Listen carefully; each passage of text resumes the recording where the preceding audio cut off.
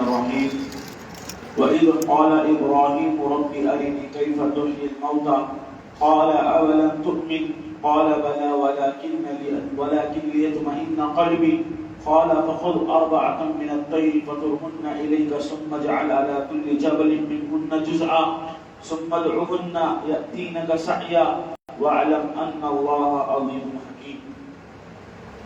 سب سے پہلے حقیقی مالک کی تعریف ہو جس کے علاوہ کسی اور کی عبادت نہیں ہو سکتی۔ سبحان اللہ و بحمدہ سبحان اللہ العظیم۔ درود و سلام ہو اللہ کے پیارے اور سچے رسول محمد صلی اللہ علیہ وسلم پر، جن کو اللہ تعالیٰ نے حق کے ساتھ دنیا میں مبعوث فرمایا۔ صلوات اللہ و سلام علیہ۔ اللہ رب العالمین نے اپنے بندوں کو عقیدہ سکھلایا اور یہ بتایا کہ جس نے اللہ کے بتائے ہوئے عقیدے کے مطابق زندگی گزاری کل قیامت کے دن وہی کامیاب اور کامران ہوگا، اور جس نے عقیدوں کے ساتھ کھلواڑ کیا، جنہوں نے اللہ کے بھیجے گئے عقیدوں کا انکار کیا، وہ گمراہ ہوا اور ایسے ہی ظالموں کے لیے دہتی ہوئی آگ ہے۔ بنیادی طور پر مجھ کو اور آپ کو عقیدے کی بہت ساری باتیں بتائی گئی ہے جس پر میرا اور آپ کا ایمان ہے۔ عقیدے کی ان تمام باتوں میں سے ایک بات یہ ہے کہ میں اور آپ اس بات پر ایمان رکھیں کہ کل قیامت کے دن اللہ تعالیٰ دوبارہ مجھ کو اور آپ کو زندہ کرے گا، اٹھائے گا۔ بعد الموت کا عقیدہ یہ انسانوں کو دیا گیا ہے کہ انسان دنیا میں رہ کر یہ گمان نہ کرے کہ وہ دنیا میں زندگی گزار رہا ہے، ایک دن مر جائے گا اور اس کا معاملہ ختم ہے۔ ہرگز ایسا نہیں ہے۔ انسان جو کچھ دنیا میں کرتا ہے اس کو اس کا حساب اللہ کے پاس دینا ہے۔ کل قیامت کے دن دوبارہ اللہ تعالیٰ انسانوں کو زندہ کرے گا، دوبارہ اٹھائے جانے کا عقیدہ رکھنا۔ آج دنیا میں کفار و مشرکین اور ملحدین کی ایک بڑی جماعت آخرت کے دن کا انکار کرتی ہے۔ آخرت کے دن کا کوئی تصور ان کے پاس موجود نہیں ہے۔ وہ کہتے ہیں کہ جب تک سانسیں ہیں تب تک زندگی ہے، جو چاہے کر لو، جب مر جاؤ گے مٹی میں چلے جاؤ گے کوئی حساب کتاب نہیں ہوگا، انسان دوبارہ نہیں اٹھایا جائے گا۔ یہ بالکل غلط اور گمراہ کن عقیدہ ہے، بلکہ صحیح اسلامی عقیدہ یہ ہے کہ انسان کل قیامت کے دن دوبارہ زندہ کیا جائے گا، اللہ تعالیٰ کے سامنے اس کو اپنے اعمال کا حساب دینا ہے، اور اللہ تعالیٰ کل قیامت کے دن ہر ایک سے سوال کرنے والا ہے۔ کچھ لوگ مشرکین مکہ میں پیارے رسول صلی اللہ علیہ وسلم کے پاس آئے اور اللہ کے رسول سے سوال کرنے لگے، اے اللہ کے رسول، یہ کیسے ممکن ہے کہ جب ہم مر جائیں گے ہماری ہڈیاں سڑ گل جائیں گی، بوسیدہ ہو جائے گی، انسان مٹی میں مل کر خاک ہو جائے گا، یہ کیسے ممکن ہے کہ اللہ تعالیٰ دوبارہ ہم کو پیدا کرے؟ قرآن مجید میں اللہ نے کہا، اَيَحْسَبُ الْإِنسَانُ أَن لَّن نَّجْمَعَ عِظَامَهُ، کیا انسان نے یہ گمان کیا ہے، کہ انسان کا یہ خیال ہے کہ اللہ اس کی ہڈیوں کو دوبارہ کیسے زندہ کرے گا؟ یہ تو اللہ کے لیے بہت معمولی چیز ہے۔ بَلَا قَادِرِينَ عَلَىٰ أَن نُّصَوِّيَ بَنَانَهُ، انسان تو اس شک میں ہے، انسان اس خیال میں ہے کہ ہڈیاں کمزور ہو جائیں گی، بوسیدہ ہو جائیں گی، گل سڑ جائیں گی، قبر میں دفن ہونے کے بعد جسم کو کیڑے کھا جائیں گے، جب سب کچھ ختم ہو جائے گا اللہ دوبارہ کیسے زندہ کرے گا؟ اللہ کہتا ہے تم ہڈیوں کے پیچھے کیا پڑے ہو، تم جسم کے پیچھے کیا پڑے ہو؟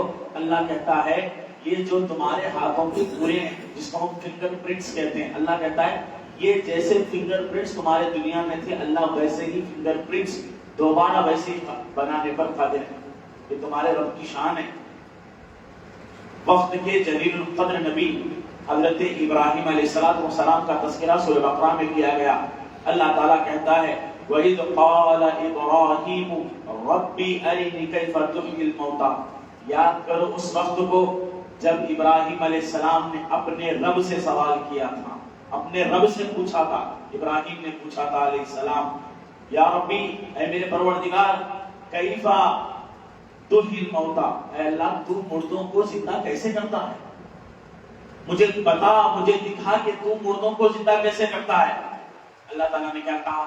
قال اولم تؤمن، کیا تم کو ایمان نہیں ہے میرے اوپر؟ کیا تم مجھ پر ایمان نہیں لاتے؟ کیا تمہیں یقین نہیں ہے کہ میں مردوں کو زندہ کرتا ہوں؟ تو ابراہیم علیہ السلام نے کہا قال بلا ولکن لیطمئن قلبی، کیوں نہیں میرے پروردگار، مجھے یقین ہے کہ تم مردوں کو زندہ کرتا ہے، لیکن میں دیکھنا چاہتا ہوں تاکہ میں اپنے دل کو تسلی دوں، تاکہ میں اپنے دل کو اطمینان بخش سکوں کہ واقعی تم مردوں کو زندہ کرتا ہے۔ اب یہاں رک کر ایک بات غور سمجھیں کہ حضرت ابراہیم نے اللہ سے سوال کیا، اے اللہ تو مردوں کو زندہ کیسے کرتا ہے؟ اللہ نے کیا کہا؟ ابراہیم کیا تم کو میری باتوں پر ایمان نہیں ہے؟ تو حضرت ابراہیم نے کہا ایمان ہے اللہ، لیکن دیکھنا چاہتا ہوں تاکہ دل کو اطمینان بخش سکوں۔ اگر آپ کو کوئی کام دیا جائے اور آپ نے وہ کام کیا یا نہ کیا، جب میں آپ سے پوچھوں کہ آپ نے وہ کام کر دیا تو آپ کہیں گے کیا میرے اوپر بھروسہ نہیں ہے؟ بات بھروسے کی نہیں ہے، یقیناً بھروسہ تو ہے آپ کے اوپر، لیکن پروف بھی چاہیے کہ واقعی آپ نے وہ کام کیا ہے۔ بھروسہ اپنی جگہ ٹھیک ہے، لیکن آپ کو پروف بھی دکھانا ہے کہ میں نے یہ کام کیا ہے۔ صرف بھروسے پہ آپ زندگی نہیں گزار سکتے۔ حضرت ابراہیم نے کہا اللہ بھروسہ ہے، تو زندہ کرتا ہے، بھروسہ ہے، لیکن دلیل دکھا دے تاکہ اپنے دل کو تسلی بخش سکوں۔ تو صرف بھروسوں سے کام نہیں چلتا، بھروسوں کے ساتھ ساتھ دلیل بھی چاہیے، ثبوت بھی چاہیے۔ صرف یہ کہہ دینا کہ اولیاء کی کرامات ہے، فلاں فلاں ہے، وہ ایسا بھی ہوتا ہے، صرف بھروسے میں نہیں چلتی زندگی، دلیل بھی آپ کو دکھانا پڑے گا تاکہ آپ اپنے دل کو اطمینان بخش سکو۔ حضرت ابراہیم نے کہا اللہ تیرے اوپر ایمان ہے، مگر دلیل دکھا دے تاکہ اس دل کو اطمینان بخش سکوں۔ تو دل بے چین ہے کہ اللہ تم مردوں کو کیسے زندہ کرتا ہے۔ اللہ تعالیٰ نے کہا قال اے ابراہیم سنو، فخذ اربعۃ من الطیر، 4 اڑنے والے پرندوں کو پکڑ کر لے آؤ۔ اللہ نے ابراہیم کو کہا 4 پرندوں کو پکڑو۔ حضرت ابراہیم علیہ السلام گئے، 4 پرندوں کو پکڑا اور لے کر آئے۔ اللہ نے کہا فصرهن الیک، تم ان کو اپنی طرف مانوس کرو اور ان کو اللہ کا نام لے کر ذبح کر دو، ان پرندوں کو کاٹ دو۔ ابراہیم علیہ السلام نے ان پرندوں کو اپنی طرف مانوس کیا اور اللہ کے حکم سے، اللہ کی اجازت سے، اس کے نام کے ساتھ حضرت ابراہیم نے پرندوں کو ذبح کر دیا۔ پھر اللہ نے کہا ثم جعل علی کل جبل منہن جزءا، ابراہیم اب تم نے پرندوں کا قتل کر دیا ہے، پرندوں کو تم نے ذبح کر دیا ہے، اب ان کے جسم کے ٹکڑے کرو اور ایک ایک ٹکڑا اٹھاؤ اور پہاڑ کے الگ الگ حصوں پر ان کے ٹکڑوں کو رکھ دو۔ حضرت ابراہیم نے پرندوں کو ذبح کیا، ان کے جسم کو الگ کیا اور ایک ایک ٹکڑا لے جا کر پہاڑوں کے مختلف جگہوں پر اس کو رکھ دیا، ختم ہو گئے، ان کی جان چلی گئی۔ اللہ تعالیٰ نے کہا ثم دعہن الیک، ابراہیم اب ان کو پکارو۔ حضرت ابراہیم نے پکارا، یأتینک سعیا، وہ پرندے دوڑتے ہوئے حضرت ابراہیم کے پاس واپس آ گئے۔ جن کو حضرت ابراہیم نے اپنے ہاتھوں سے ذبح کیا تھا، جن کے ٹکڑوں کو حضرت ابراہیم نے پہاڑوں پر پھیلا دیا تھا، اللہ نے کہا ابراہیم ان پرندوں کو پکارو۔ حضرت ابراہیم نے پکارا، وہ دوڑتے ہوئے حضرت ابراہیم کے پاس آئے۔ اللہ نے کہا دیکھو میں نے مردوں کو زندہ کر کے بتایا ہے، جن کو تم نے اپنے ہاتھوں سے کاٹ دیا تھا وہی پرندے پل بھر میں تمہارے پاس لوٹ کر آئے۔ اللہ کہتا ہے وَعَلَمْ، اس بات کا علم حاصل کرو، اس بات کو جان لو، ان اللہ عزیز حکیم، بے شک اللہ تعالی عزیز اور حکیم حکمتوں والا ہے۔ میرا اور آپ کا یہ ایمان ہونا چاہیے کہ میں اور آپ آخرت کے دن پر ایمان رکھیں، کیونکہ جب بندے کے دل میں آخرت کا ڈر پیدا ہوگا وہ اپنے آپ کو گناہوں سے بچائے گا، اس کے دل میں یہ احساس پیدا ہوگا کہ مجھے اللہ کے سامنے کھڑے ہونا ہے، اللہ مجھے دوبارہ زندہ کرے گا۔ لوگ کہتے ہیں جب انسان کو مرنے کے بعد جلا دیا گیا ہے، انسان کی راہ خاک بن گئی ہے، اللہ کیسے زندہ کرے گا؟ اللہ نے کیسے کہا حضرت ابراہیم سے ابراہیم پکارو ان کو، وہ دوڑتے ہوئے آئے ہیں۔ اللہ کے لیے دوبارہ پیدا کرنا کوئی مشکل نہیں ہے، جب اس نے پہلی مرتبہ پیدا کیا ہے تو وہ دوبارہ بھی تم کو پیدا کرے گا۔ اور ایک آیت اللہ رب العالمین کہتا ہے لا یکلف اللہ نفسا الا وسعها، اللہ تعالیٰ کسی بھی نفس پر اس کی طاقت سے زیادہ بوجھ نہیں ڈالتا۔ اللہ اکبر، کتنی پیاری بات ہے یہ۔ اللہ نے کیا کہا؟ ہم کسی بھی نفس پر اس کی طاقت سے زیادہ بوجھ نہیں ڈالتے۔ اللہ نے اگر آپ کے اوپر پریشانی ڈالی ہے، کوئی مصیبت میں آپ چلے گئے، تو اس کا مطلب یہ ہے کہ آپ اس مصیبت کو مینیج کر سکتے ہو، آپ اس مصیبت کو سنبھال سکتے ہو۔ کیونکہ اللہ کا کلام کہتا ہے اللہ کسی بھی نفس پر اس کی طاقت سے زیادہ بوجھ نہیں ڈالتا. اللہ نے اگر آپ کے اوپر بوجھ ڈالا ہے تو اس کا مطلب یہ ہے کہ آپ اس کو سنبھال سکتے ہو. اسی لیے کبھی اللہ کی رحمت سے مایوس نہ ہو. اللہ تعالیٰ اپنے بندوں کے لیے بڑا مہربان ہے. آگے اللہ نے کہا ہمیں اللہ سے دعا مانگنی چاہیے. دعا کیا مانگنی چاہیے؟ اللہ تعالیٰ کہتا ہے ربنا لا تؤاخذنا ان نسینا او اخطانا. بڑی پیاری بات ہے کہ جب بھی ہم دعا کریں تو ایک اصول یاد رکھیں کہ جب بھی ہم دعا کرتے ہیں تو رب کا استعمال کریں, لفظ رب کا استعمال کریں. رب کو پکارنے کے لیے, اللہ کو پکارنے کے لیے دعاؤں میں رب کا نام کا سہارا لیں. آپ انبیاء کی دعاؤں کو دیکھیں, سارے انبیاء نے اللہ کو رب کہہ کر پکارا, رب کی ربوبیت کا واسطہ دیا. ربنا ظلمنا انفسنا وان لم تغفر لنا. حضرت آدم علیہ السلام نے رب کا نام لیا. تو انبیاء کی دعائیں آپ دیتے جائیں تو رب کا ہمیں سیما ملتا ہے. تو مجھ کو اور آپ کو رب کی ربوبیت کا واسطہ دے کر اللہ سے دعا مانگنی چاہیے. یہاں دعا سکھائی گئی ہے ربنا, اے ہمارے رب, لا تؤاخذنا, تو ہم کو نہ پکڑنا اگر ہم سے کسی چیز میں غلطی ہو گئی ہے یا ہم کوئی معاملے میں بھول گئے ہیں. اے اللہ اگر کوئی بھول چوک ہو گئی ہے یا ہم سے کوئی غلطی ہو گئی ہے, ہماری اس غلطی پر ہمیں نہ پکڑنا. ربنا ولا تحمل علينا اصرا كما حملته على الذين من قبلنا. اے اللہ ہمارے اوپر وہ بوجھ نہ ڈالنا جو ہم سے پہلے والے لوگوں پر تو نے ڈالا تھا. سابقہ قوموں پر کیسی کیسی تکلیفیں آئیں, اے اللہ وہ تکلیفیں, وہ مصیبتیں ہم نہیں جھیل سکتے. اے اللہ ہمارے اوپر وہ بوجھ مت ڈال جو سابقہ قوموں پر تو نے ڈالا تھا.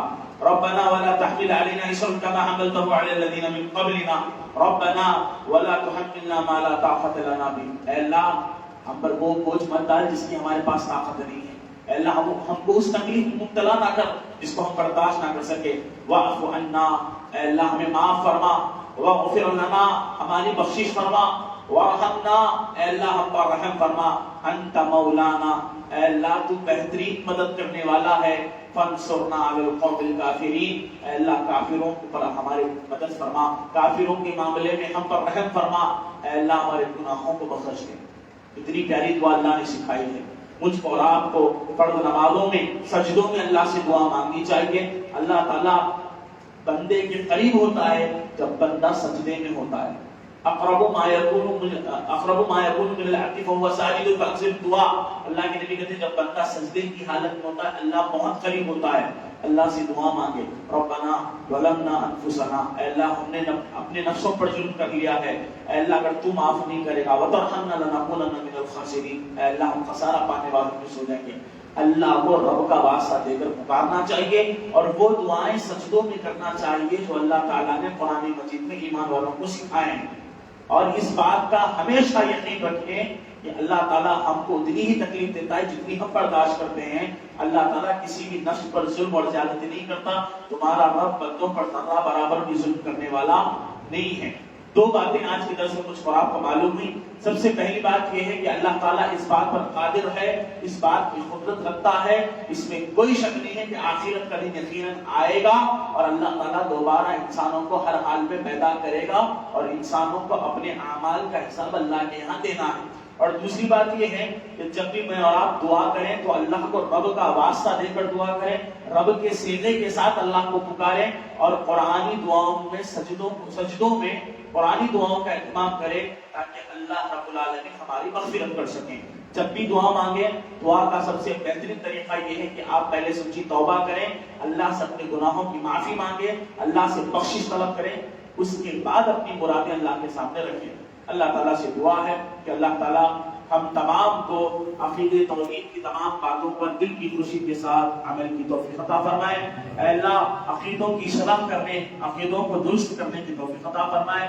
اے اللہ جب تک زندہ رکھے اسلام اور ایمان پر زندہ رکھے, جب ہماری موت آئے تو زبان پر کلمہ طیبہ جاری فرمائے.